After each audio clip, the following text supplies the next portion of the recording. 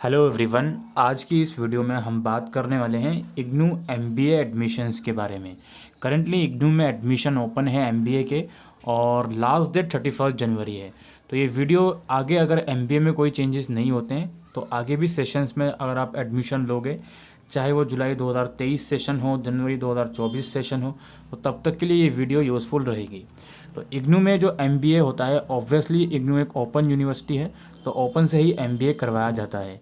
MBA course की अगर हम बात करें तो इसके लिए मिनिमम क्राइटेरिया है ग्रेजुएशन में 50% मार्क्स, और अगर आप किसी रिजर्व कैटेगरी से बिलोंग करते हो तो 45% एग्रीगेट मार्क्स आपको ग्रेजुएशन में चाहिए। मिनिमम 2 साल और मैक्सिमम 4 साल आपको मिलते हैं इस कोर्स को कंप्लीट करने में। 2 साल का ये कोर्स है। वैसे इस कोर्स की जो फ़ीस है वो 15,500 रुपये पर सेमेस्टर की फ़ीस है। इसके अलावा आपकी एग्ज़ाम फ़ीस अलग से जाती है, जो अभी हम थोड़ी देर में बात करने वाले हैं। तो जब आप एडमिशन लोगे तो एडमिशन के टाइम पर जो आपकी फ़ीस जाएगी वो 15,500 रुपये जाएगी, प्लस इसमें प्रोसेसिंग चार्जेस भी लगते हैं, जो कि एक सेमेस्टर की फ़ीस होगी।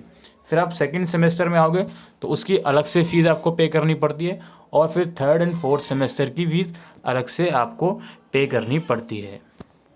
और इसके जो फॉर्म है वो ऑनलाइन भरे जाएंगे। हमारे चैनल पर वीडियो अवेलेबल है किस तरीके से इसके फॉर्म भरने हैं। ये जो एमबीए प्रोग्राम है दोस्तों, ये एआईसीटी से अप्रूव्ड है, यूजीसी अप्रूव्ड एमबीए प्रोग्राम है। तो इस एमबीए प्रोग्राम की डिग्री बिल्कुल वैलिड है, बिकॉज ये जो कोर्स है यूजीसी से अप्रूव्ड है। Duration I already told you कि मिनिमम 2 साल का ये कोर्स रहता है और मैक्सिमम 4 साल मिलते हैं आपको इस कोर्स को कंप्लीट करने के लिए। Student will be allowed to reregister 7 courses in a semester to enable them to reregister all the required 28 courses for award of MBA degree in 4 semester. यानी कि हर सेमेस्टर में लगभग 7 subjects आपके रहते हैं, और टोटल ओवरऑल आपको 28 subjects इसमें पढ़ने होते हैं। कोर्सेज का मतलब इग्नू के अंदर सब्जेक्ट से होता है, कोर्सेज सब्जेक्ट को बोला जाता है, ठीक है। और the student has to register for the program in the first semester and subsequently reregister for all other semester. यानी कि फर्स्ट सेमेस्टर में आप एडमिशन लोगे, उसके बाद जैसे जैसे आपका सेमेस्टर ख़त्म होता जाएगा तो नेक्स्ट सेमेस्टर के लिए आपको री रजिस्टर करना पड़ेगा। इस प्रोग्राम का जो मीडियम है इंग्लिश है, सिर्फ इंग्लिश मीडियम में ही ये कोर्स ऑफ़र किया जाता है।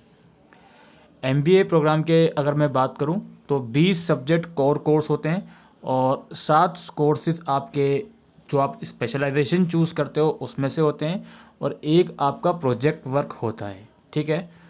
Student need to select 7 courses in each semester. हर सेमेस्टर में 7 कोर्सेज यानी कि 7 सब्जेक्ट्स आपको चूज़ करने होते हैं। The school offer different areas of specialisation. अलग अलग स्पेशलाइजेशन में एमबीए करवाया जाता है, जिसमें आपका एचआरएम है, ह्यूमन रिसोर्स मैनेजमेंट, और financial management, operational management, marketing management, service management. ये सब जो स्पेशलाइजेशन है वो आपको चूज़ करनी पड़ती है सेकेंड ईयर में आने के बाद। यहाँ पर आप सब्जेक्ट्स की डिटेल भी चेक कर सकते हो, जैसे यहाँ पे सेमेस्टर 1 के सब्जेक्ट्स की डिटेल मेंशन है, फिर सेमेस्टर 2 के सब्जेक्ट्स की डिटेल मेंशन है, फिर आप सेमेस्टर 3 में आओगे, फिर सेमेस्टर 4 में जाओगे।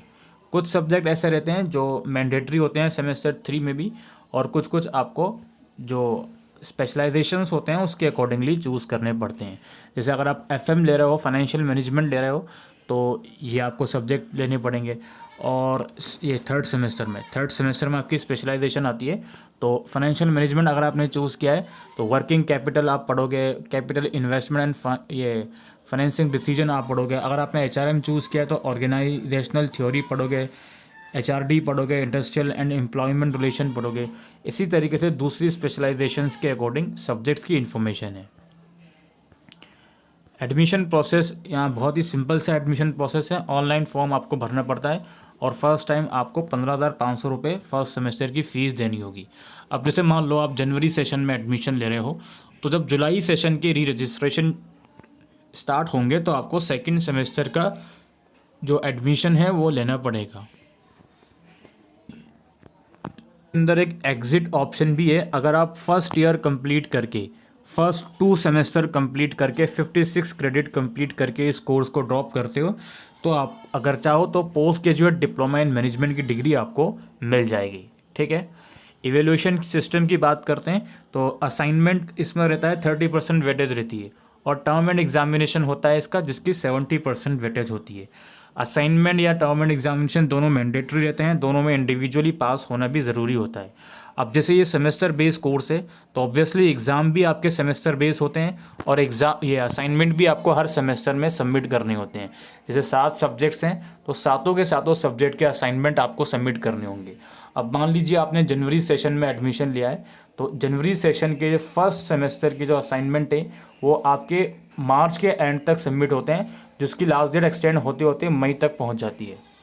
तो अगर आप MBA में एडमिशन ले रहे हो जनवरी सेशन में या किसी भी सेशन में, तो एडमिशन के साथ से ही आपको उतना टाइम नहीं मिलता, तो बेहतर होगा असाइनमेंट भी आप बनाना शुरू कर दो। यहाँ पर एक ऑप्शन रहता है कि आपने एडमिशन ले लिया, आप फर्स्ट सेमेस्टर के असाइनमेंट या एग्ज़ाम नहीं दे पाए, तो उसको आप सेकंड सेमेस्टर के साथ भी दे सकते हो, उसमें कोई दिक्कत नहीं है।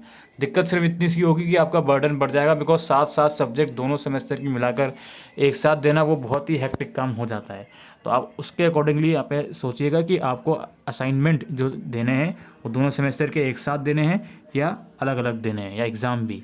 तो बेहतर होगा अगर आप अलग अलग ही दोगे, ताकि आपके ऊपर बर्डन ना बढ़े। अच्छा, एग्ज़ाम की ही बात हो रही है तो एग्ज़ाम फ़ीस भी मैं आपको एक बार बता देता हूँ।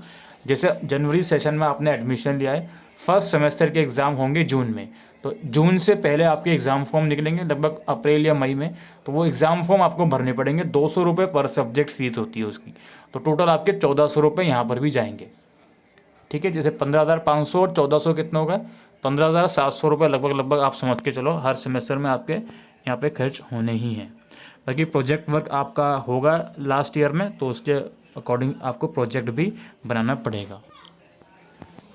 यहाँ कुछ जनरल डेट्स मेंशन है कि टर्म एंड एग्जामिनेशन के फॉर्म कब कब निकलते हैं।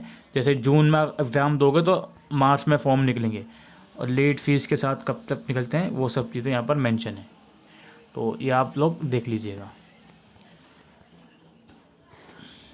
और ये टेंटेटिव शेड्यूल रहता है कि काउंसलिंग वगैरह कब से कब तक होती हैं, यानी कि क्लासेस भी आपकी प्रोवाइड करी जाती हैं। अच्छा, इग्नू MBA का जो कोर्स है वो इग्नू के अंदर, जैसे कि आपको मालूम है, एक ऑनलाइन कोर्सेज भी चलते हैं और ODL मोड के भी चलते हैं। तो दोनों में डिफरेंस ये होता है कि ऑनलाइन कोर्सेज जो हैं उसमें क्लासेस वगैरह नहीं दी जाती हैं, आपको मटेरियल भी नहीं दी जाता, सब कुछ ऑनलाइन होता है, लेकिन एग्ज़ाम ऑफलाइन होता है। लेकिन ODL के अंदर आपको क्लासेस दी जाती हैं, मटेरियल दिया जाता है, एग्ज़ाम तो ऑब्वियसली ऑफलाइन ही होंगे आपके। तो ये थोड़ा टेंटेटिव शेड्यूल है, हालांकि ये शेड्यूल फॉलो नहीं होता, काउंसलिंग वगैरह लेट ही शुरू होती है इनकी। काउंसलिंग से मतलब होता है असाइनमेंट का, और असाइनमेंट सबमिशन की लास्ट डेट अगर आप जनवरी सेशन में ले रहे हो तो फिलहाल 30 अप्रैल असाइनमेंट सबमिशन की लास्ट डेट है। एग्जामिनेशन फ़ीस यहाँ पर मेंशन है, जो मैं आपको ऑलरेडी बता चुका हूँ। री रजिस्ट्रेशन की टर्म को एक बार फिर से समझ लीजिए। री रजिस्ट्रेशन का मतलब इग्नू में ये होता है, जैसे हम यहाँ पे सिर्फ MBA की बात कर रहे हैं इस वीडियो में, तो यहाँ पर री रजिस्ट्रेशन का मतलब ये होगा सेकंड सेमेस्टर में या थर्ड सेमेस्टर में या फोर्थ सेमेस्टर में एडमिशन लेना, तो ये री रजिस्ट्रेशन का मतलब होता है। और एक चीज़ और समझ लीजिए, री रजिस्ट्रेशन जनरली जो होते हैं वो आपके एग्ज़ाम शुरू होने से पहले ही स्टार्ट हो जाते हैं, तो ये चीज़ भी आपको समझनी पड़ेगी। या तो एग्ज़ाम शुरू होने से पहले ही स्टार्ट हो जाते हैं या एग्ज़ाम के टाइम ही स्टार्ट होते हैं। तो इस चीज़ को आपको ध्यान में रखना है कि अगर आप फर्स्ट सेमेस्टर के एग्ज़ाम जून में दोगे तो जून के आसपास ही आपको सेकंड ईयर का रजिस्ट्रेशन भी करना पड़ेगा। आप ये ना सोचेंगे कि अभी तो मेरे फर्स्ट सेमेस्टर के एग्ज़ाम नहीं हुए तो मैं क्या करूँ। आप रजिस्ट्रेशन कर सकते हो, कोई उसमें इशू नहीं है। और अगर आप फेल होते हो किसी फर्स्ट सेमेस्टर के एग्ज़ाम में तो सेकंड सेमेस्टर के साथ आप दे सकते हो, उसमें कोई दिक्कत नहीं है। स्टडी मटेरियल आपको बाय पोस्ट भेजा जाता है। इग्नू में 2 ऑप्शन रहते हैं, एक ऑप्शन होता है स्टडी मटेरियल को डिजिटल फॉर्म में लेना। अगर वो ऑप्शन आप चूज़ करते हो तो आपको एडमिशन फ़ीस में 15% का डिस्काउंट मिलेगा। और एक ऑप्शन होता है अपना नॉर्मल हार्ड कॉपी में स्टडी मटेरियल लेना। तो जो बच्चे हार्ड कॉपी में स्टडी मटेरियल का ऑप्शन चूज़ करते हैं तो एडमिशन लेने के कम से कम 1.5 से 2 महीने के बाद आपको स्टडी मटेरियल या तो बाय पोस्ट भेजा जाएगा या फिर आपको अपने रीजनल सेंटर से कलेक्ट करना पड़ेगा। मोस्ट ऑफ द केसेस में बाय पोस्ट भेज दिया जाता है, लेकिन कुछ केसेस में आपको रीजनल सेंटर से भी कांटेक्ट करना पड़ता है, इन केस अगर एडमिशन के 2-2.5 महीने के बाद भी आपको स्टडी मटेरियल नहीं रिसीव हुआ तो। असाइनमेंट अभी मैं आपको थोड़ी देर में बता दूंगा कि कहाँ से आपको डाउनलोड करना है, कैसे असाइनमेंट करना है। इस कोर्स का मीडियम सिर्फ इंग्लिश ही है, तो असाइनमेंट हो या एग्ज़ाम हो दोनों आपको इंग्लिश में ही देने पड़ेंगे, हिंदी में आप नहीं दे सकते हो। बाकी यहाँ पे माइग्रेशन सर्टिफिकेट कैसे निकलवाते हैं इग्नू का वो सब डिटेल मेंशन है इस प्रोस्पेक्टस के अंदर, वो आप चाहो तो पढ़ सकते हो। इसके अलावा यहाँ पर फैकल्टी के नाम भी हैं कि कौन कौन से प्रोफेसर अलॉट किए गए हैं इग्नू में पढ़ाने के लिए, उनके नाम भी आप देख सकते हो। उसके बाद यहाँ पे इंस्ट्रक्शन मेंशन है भाई, असाइनमेंट बनाने का फ्रंट पेज कैसा होना चाहिए, फिर सेकंड पेज में आप आईडी कार्ड लगाते हो, कौन सी शीट आप यूज़ कर सकते हो, तो वो इंस्ट्रक्शन भी सारी गाइडलाइंस असाइनमेंट बनाने की हमारे चैनल पर अवेलेबल हैं, आप उन वीडियोज़ को देख सकते हो। इसके बाद यहाँ पे कोर्सेज़ की सब्जेक्ट्स है, बेसिकली फर्स्ट सेमेस्टर में जो सब्जेक्ट आपको पढ़ाए जा रहे हैं या सेकंड या थर्ड सेमेस्टर में, उनका एक ब्रीफ सिलेबस यहाँ पर मेंशन है इस प्रोस्पेक्टस के अंदर, वो आप रीड आउट कर सकते हो। सिंपली गूगल पर आप सर्च कर सकते हो इग्नू MBA, तो वहीं पर आपको फर्स्ट लिंक मिल जाता है, उसी लिंक पर जाकर आप इस प्रोस्पेक्टस को डाउनलोड कर सकते हो जो अभी आपके सामने ओपन है।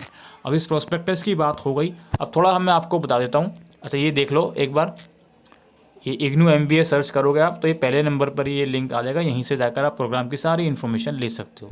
यहाँ पे अपडेटेड इन्फॉर्मेशन होती है प्रोग्राम की। बात आती है लास्ट में असाइनमेंट की। असाइनमेंट आपको कहाँ से डाउनलोड करना है, आपको चलना है इग्नू की वेबसाइट पर। वेबसाइट पर जाने के बाद डाउनलोड के सेक्शन में आपको जाना है। डाउनलोड के सेक्शन में जब आप जाओगे तो यहाँ पर आप देखो 4th नंबर पर असाइनमेंट का लिंक है, इस पर क्लिक करो। दैन सबसे ऊपर मास्टर डिग्री प्रोग्राम्स पर क्लिक करो।